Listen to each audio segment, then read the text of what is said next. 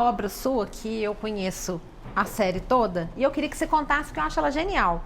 Tem uma peça da série aqui, é a Notas de Prova, o nome da obra, né? Conta um pouquinho pra gente, porque eu acho ela maravilhosa, eu acho ela incrível. Então, lembra que eu te falei da viagem, as 6 viagens no barquinho da Sudecap, da Lagoa da Pampulha. Então eu fui com uma série de profissionais e numa delas eu fui com um fotógrafo, Fábio Derré, e que fez todo o registro fotográfico da exposição no museu, etc. E nessa viagem eu falei assim, olha, fotografa as águas para mim. Eu quero essas águas. E fomos fotografando 2012, né? Em 2014... Ai, gente, desculpa, mas o Tinto tá aqui assistindo tudo. Ai, gente. Vem, Tinto, vem no colo da titia. Gente, ele é muito bonito, né? Foi muito. Ele fez a participação, né? Já. E aí, então, sim, em 2014 eu olhei essas fotografias e, paralelo a isso, sempre me interessou as notas de degustação das garrafas de vinho. Porque você lê um texto que ele é um descritivo de sabor, de corpo, ele quer ser absolutamente objetivo, específico, mas é uma loucura. Né? A pessoa, quando ela faz aquilo, parece que ela tomou um LSD, né? Assim, né? Então aí, depois você podia ler esse. Sim. Aí eu falei assim, bom, aí pensei em cruzar essas duas coisas, né? Então eu busquei, para cada água, eu busquei a nota de degustação que melhor descrevesse aquela água, né? E tirei assim a palavra tanino, que vai muito pro vinho. Sim. Mudei algumas palavras de lugar. Então, né? você adaptou do vinho para essa água de acordo com a imagem, né? Pode ler? Vou ler lá. Pode ler. Perfumado, de séria intensidade. Séria intensidade é uma coisa muito maravilhosa. Extremo e elegante. Com grande corpo, montanhoso, firme e reativo. É uma pessoa bipolar, eu acho. Exibe uma cor vermelha violácea, profunda e brilhante. Fortes aromas de frutos negros silvestres, cedro, alcaçuz, ruibarbo, azeitonas pretas e leves notas defumadas e minerais. Menina, que loucura! Não é uma loucura? É uma loucura! E assim, foi muito divertido, apesar da carga absolutamente irônica que tem o trabalho. Então, né? essa é uma pergunta que eu ia fazer. Eu acho que esse trabalho ele tem 2 componentes. Ele tem um quê de denúncia, não denúncia, mas de um quê de preste atenção nessas águas, né? E tem uma ironia, mais do que só ironia, eu tenho um problema com a palavra ironia, eu acho que tem humor mesmo, que é olhar, é um olhar bem-humorado, um olhar humorado, né? Porque às vezes bem-humorado fica parecendo só que você tá feliz, bom humor, não é? É um olhar realmente de um humor fino. E eu percebo isso muito no seu trabalho. Eu acredito, né, observando de fora, que algumas obras de arte, elas têm um caráter dramático muito grande. Mas eu percebo muito aqui no SPY, muitos trabalhos com esse caráter também de um olhar humorado, um olhar de humor para a vida. E o olhar é tudo na arte, né? Pois é. E nesse trabalho especificamente, que você tem 14, são 20 águas no total, né? Que vai do líquido que variedade, ao sólido, né? Gente, né? Tem água com bolha, tem água com... Enfim. Então, você olha para essas águas, você sente cheiro, né?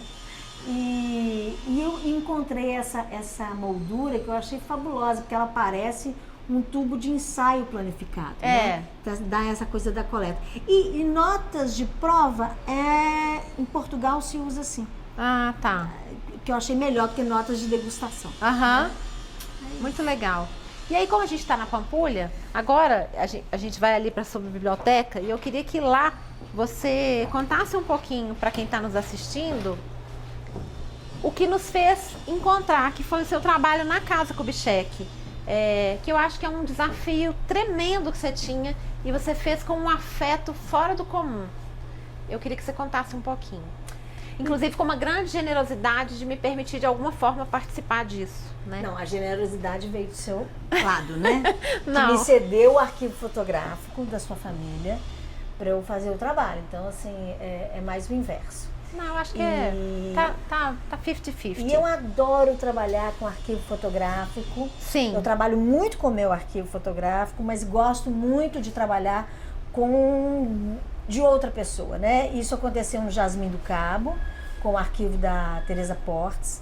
Foi um trabalho fabuloso. E com você foi fabuloso também, porque, né, assim, no Museu Casa Kubitschek, né, pesquisando sobre a sua avó, né, chega o sobrenome dela de solteira brasiliense. Aham.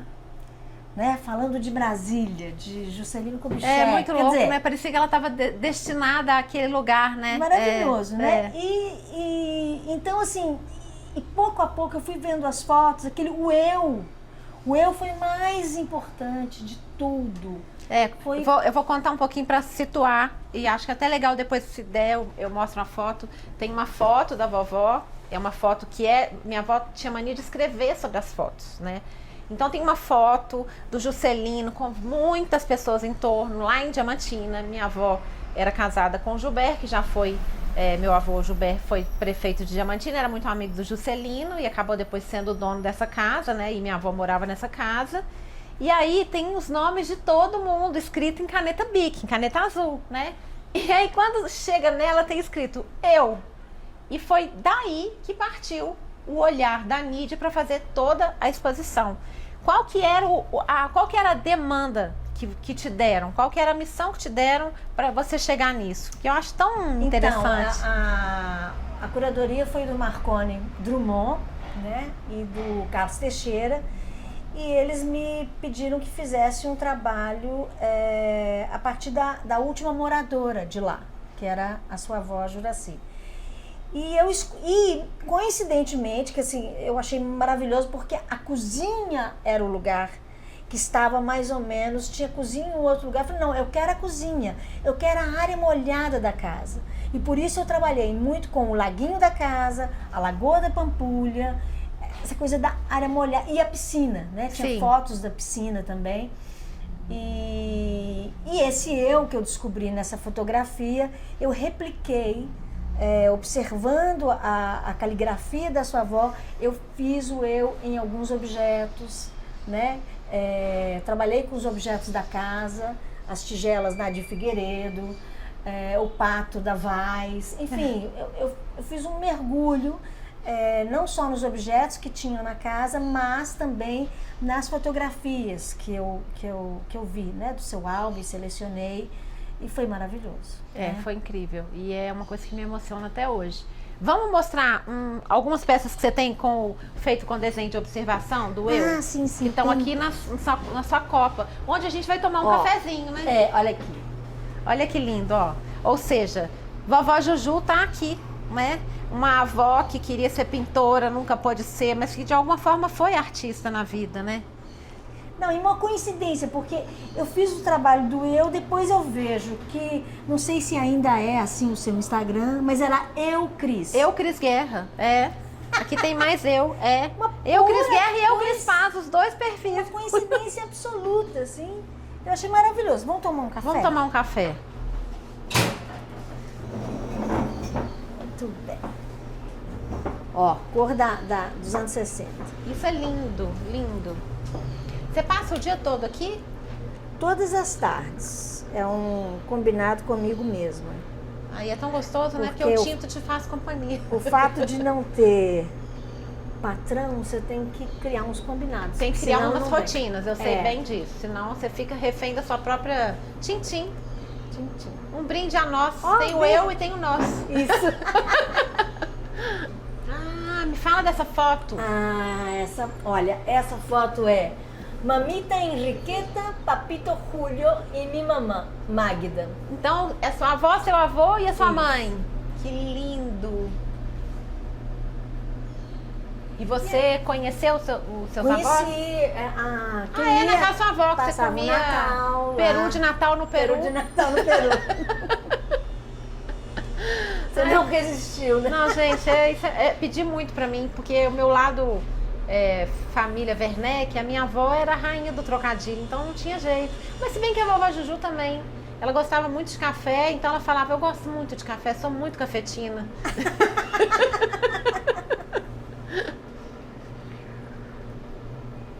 Pra você, a arte, ela tem que ser, ou ela não tem que ser, mas a crítica social e a arte caminham juntas? Ou você acha que tem momentos para isso e momentos não para isso? Eu acho que o artista tem sempre um olhar crítico, né, com relação à sua existência, com relação ao momento em que ele está vivendo, e isso é naturalmente político, né? É naturalmente uma crítica, a gente é resultado disso, né? Assim, claro que eu acho que alguns trabalhos têm uma bandeira mais evidente. Sim. Né? Eu às vezes fico me perguntando, porque eu trabalho muito com a minha história familiar, né? Silo mesmo foi uma exposição que eu fiz, que era assim, eu filha, né? Eu trabalhei com a figura da minha avó, a figura da minha mãe. E eu fico falando assim, gente, mas será que isso tem alguma importância, né? Mas tem, porque é humano e muita gente vai se identificar, não passa por aí. Pois é, mas aí sempre que eu faço esses trabalhos, eu tenho uma intenção não autobiográfica, apesar de parecer impossível. Mas eu consegui nesses dois trabalhos, tanto Lição de Coisas e o Silo, que é uma instalação, consegui não ser autobiográfica. Então, e ao mesmo tempo, toca na biografia do espectador. Você só não engana o psicanalista, né? Mas... Então, quando você falou do toca o espectador, eu estava pensando outro dia, muitas vezes as pessoas me convidam para escrever prefácios, né? Eu escrevo alguns prefácios e tem hora que eu falo, meu Deus, quem sou eu para escrever os prefácios? Aí, recentemente eu escrevi um prefácio de um amigo que está escrevendo um primeiro livro e eu parei para pensar, porque ele tinha me dado aquilo para ler e tinha várias sessões de psicanálise dele, ou seja, ele permitiu que eu fosse uma espécie de voyeur das sessões dele de psicanálise, que ele transformou em textos, os diálogos, alguns diálogos assim, meio nonsense. E fiquei pensando muito como que é o impacto, né? Porque a arte não existe, o artista, ele não quer existir sem o espectador, sem a pessoa que vê a arte, que tem contato com a arte, né? Aí fiquei pensando assim, a música é uma arte muito fácil de trazer as pessoas, que as pessoas estão lá juntas, dentro de uma mesma vibe, a música contagia, né? Os verbos, eles somem da cabeça, né? As artes plásticas tem uma coisa de você observar e é um momento seu com aquela arte, né? Assim como a leitura, que talvez seja uma arte mais difícil, e eu acho que as artes plásticas também, porque a leitura obriga você, ou pelo menos deveria ser, porque é claro que alguém pode ler um poema, pode ler uma história, a gente pode ouvir um audiolivro, mas o livro, ele quer um contato íntimo com você, né? E é uma coisa, se fecha aqui nesse quarto, ou nessa poltrona. E eu acho que as artes plásticas, elas podem estar numa exposição onde todo mundo está lá, como se abrisse o livro para ser lido ali, mas é só entre o artista e o espectador. Cada um, ela vai ter um resultado diferente em cada um, né? Claro que a música também tem, o livro também tem, mas são diferentes as formas de interação, né? Eu acho que, de fato, é de um para um, né? Você tem a mediação da obra, né? A mediação da obra em que o artista conversa com o espectador, tendo a mediação da obra de arte, né? E é, de fato, um diálogo, né? É um diálogo. E eu acho que é igual a relação de amizade, que não perde muita coisa, né? As outras relações a gente sempre... São mais exigentes. São, né? Mais exigentes. Principalmente a relação amorosa, eu acho, né? Que ela pede uma coisa mais de retorno equilibrado, né? E com a obra de arte, não, assim, né? E tem coisa que você... E o que eu acho mais interessante, mais mágico, é que a gente que constrói a obra, a gente não tem, a gente não sabe dela, com totalidade. Muita coisa o domínio escapa. dela. Exato, isso é muito lindo, o né? espectador às vezes te conta, porque ele viu aquilo, mas você não viu, ou pelo menos não usou aquele argumento para a construção do trabalho. Então, a obra de arte é muito maior do que o artista. Sim, muito ela é contínua, ela continua acontecendo no encontro com o espectador e com outros espectadores. E a gente mesmo que construiu, depois a gente vira espectador. Depois de um tempo você olha para aquela obra, nossa, tem uma coisa aqui que eu nunca tinha percebido. Já não é, sabe? Você descola, né? E a obra de arte tem uma existência independente de quem a criou. Isso é maravilhoso, né? Mas eu acho que a arte tem essa coisa de nos dar a sensação de eternidade, né? Tipo assim, eu deixei alguma coisa que vai ficar além de mim, né? Isso é tão bonito, né? E deixa a gente jovem eternamente. Exato, isso é muito legal. Eu acho isso muito legal. Sabe que eu tive a ideia aqui que eu tinha muita vontade de fazer uma exposição com a história do look do dia, do Hoje Vou Assim, que foram mais de 1.200 fotos todos os dias. E você seria a pessoa super adequada para fazer um negócio desse, assim. Como assim? Pegar essas fotos e fazer algo em cima dessas fotos. Tá. De como surgiu. Porque quando eu fiz o Hoje Vou Assim, não era uma coisa de moda. Era uma mulher de luto, se vestindo todo dia e olhando para o futuro. E eu acho que... Estado anímico. E eu acho que o seu trabalho fala muito sobre isso também. Sobre essa coisa de ir nos seus afetos, ou né, de investigar. Isso me interessa muito. Eu acho que são obras que conversam muito comigo quando a gente descobre as histórias, né, coloca o humano ali, que é alguma coisa muito grande, que a gente não tem controle também. Não, né? E uma imagem, né, uma imagem fotográfica, uma imagem, uma fotografia de um álbum, né, você amplia, você começa a ampliar, você começa a ver coisas que você não viu ainda, né? E dependendo do dia em que você está e como você está, você percebe algumas coisas e outras, enfim. Isso no Hoje Vou Assim então, isso era é uma loucura. Que eu comecei muito triste, fui ficando alegre, tinha fases tristes, e tem uma coisa do olhar, assim, eu acho muito interessante, porque eu acho que a moda, ela comunica muito com a arte, né? A moda flerta com a arte, ela não chega lá, eu acho que a moda não se considera arte, mas em alguns momentos ela flerta muito com a arte, né? Por exemplo, eu acho que o Ronaldo Fraga faz uma roupa que é muito mais que roupa, né? Ele faz arte, eu acredito nisso, né? E o artista em geral tem essa relação também, né? Com a moda. O que eu acho interessante nas duas áreas é a questão da atitude, né? A atitude eu acho que é uma boa interseção, né? De como você se veste, ou a roupa que você cria, ou a obra que você cria enquanto artista visual, artista plástico. Então é a atitude que faz a coisa de fato acontecer. Na verdade a gente está falando de como a gente existe no mundo, né? Qual que é a forma da gente expressar e marcar a nossa existência no mundo. Você tem alguma experiência ou algumas de você ver pessoas vendo sua arte e se surpreendendo e entendendo coisas que elas não entendiam antes, assim, pessoas que não têm tanto contato com a arte? Porque às vezes a arte contemporânea, ela acaba sendo um pouco elitizada num país como o Brasil. Muita gente não entende do que se trata, né?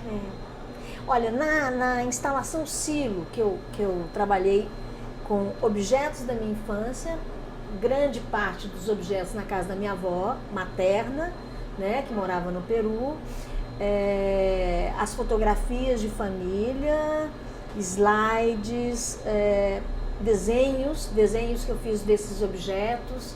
Então tudo isso e embalagens, assim, aquela lata de borboleta, sim. que é da Metalma, Metalúrgica Matarazzo, Titilo Matarazzo, Fundação Bienal de São Paulo. Então assim, era uma exposição que fazia essa biografia dos objetos, essa história que tinha dos objetos no mundo e na minha vida privada, na minha infância.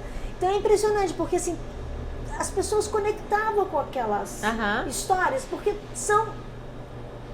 não tem que entender. Se você passou por aquilo, se você comeu biscoito e moré, ou esqueci qual que era o outro que tinha uma lata, você se conecta com aquilo, te leva para sua própria história, né? Essa memória afetiva, né? Assim, tinha uma foto descendo da Varig, que tinha aquelas fotos, né, quando você descia do avião. Porque era super glamouroso. A Vovó Juju tinha umas fotos. Pois é, porque assim, tinha um fotógrafo que fazia as fotos e depois vendia. Né? Então, é um trabalho que não tem dificuldade nenhuma de você se aproximar, né? É claro que tem várias camadas, tem várias extensões, né? E eu senti muita receptividade do público com essa exposição. Que trazia coisas familiares a eles, né? E estava morrendo de medo. Falei assim, nossa, agora vai ser piegas. Agora eu não vou dar conta. Mas só quando eu vi a exposição montada é que eu percebi que estava no ponto que eu gostaria. E como que é o crítico de arte? Como que é a relação do crítico de arte, assim? É uma coisa que deve ser extremamente complicada de lidar, né? Porque como que alguém se torna um crítico de arte? Ele tem que ser artista ou ele tem que conhecer muito de arte? Às vezes é uma linha teórica, né? Sempre foi um teórico, pode ser que seja artista, depois começou a escrever sobre o trabalho, né? Eu adoro, assim, os curadores, os críticos, né? Porque a gente busca interlocução, né? Para poder falar. A gente quer um olhar, né, sobre o nosso trabalho. A gente quer, assim, esse retorno, às vezes, numa exposição, você não tem um retorno muito verbal, né? As pessoas pensam, né? Parabenizam, etc. Mas o artista, ele quer falar um pouco sobre esse trabalho. Então, a conversa com os pensadores, né? Quem pensa, quem escreve sobre arte, ou quem cria exposições, cria curadorias, é muito bom poder conversar com essas pessoas, né? Claro que assim, conversar com qualquer pessoa, mas é porque eu às vezes leio textos sobre o meu trabalho, eu leio e falo assim, nossa, mas isso aqui tá muito bom. Eu lembro, assim, é isso também, mas a gente que faz, ou pelo menos eu não tenho isso o tempo todo. Exato. Comigo, né? Mas é tão legal, né? Um olhar de fora, né? De dizer coisas sobre o seu trabalho que dizem sobre você. E às vezes podem não partir de críticos de arte, podem partir de pessoas que se emocionaram e falaram coisas, né? Porque quando vão escrever sobre o meu trabalho, eu tenho que conversar. Então, aí surge uma série de perguntas. O que As perguntas, elas são sempre muito maravilhosas, né? Porque elas nos fazem pensar sobre coisas. Eu ainda vou aprender a fazer pergunta melhor. Eu tô aprendendo. Isso é ótimo. Ai. E olha, a gente encerrou aqui com o nosso cafezinho, né? Mas foi só o começo, eu só apresentei. Agora vai procurar entender um pouco mais, ver, sentir, ter contato com a obra da Nídia, que é muito potente e grande. Minas realmente tem coisas incríveis para revelar. Obrigada, querida. Eu que agradeço e todos convidados para vir ao SPY. Isso. Fica no Santa Efigênia e tá no Instagram, enfim, não é difícil. Sim. Quando tiver a exposição, eu vou inclusive mandar pro pessoal do canal para eles virem aqui também para verem, Por né? favor. Quando tiver.